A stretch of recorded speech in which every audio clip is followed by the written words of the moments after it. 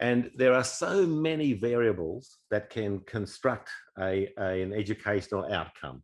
There are so many, and it's hard to get control of them. But I think if we're serious in education in the clinic, if we're serious in education in research, we need to try and find as many as we can.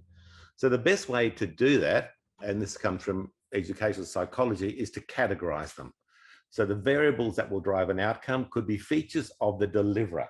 So that's us. It's who we are. It's our knowledge. It's our empathy. It's our ability to relate to different people. It's our knowledge. It's our time, our resources. It's our humanity.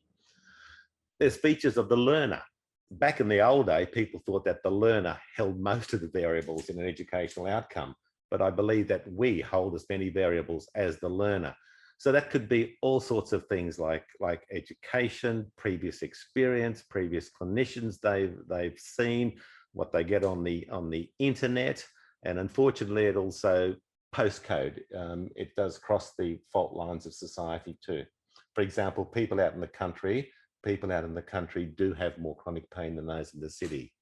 Context, that's features of the context, which could be simply who's paying. It could be geography, as I sort of mentioned. It could just be the place where you're giving an educational intervention. And there's so many times you want to say, let's go and talk about this and have a coffee. And then the message, features of the message. Have you got and the delivery methods? There's so many delivery methods, but people like different methods, whether it's online or face-to-face or just drawing in front of them. And the message, of course, is also important. That's translating the neuroscience into stories and metaphors and using linguistic touches to try and really get that message home. So underneath this, to me, is the big picture of really a modern, serious pain education. Yeah, right, serious.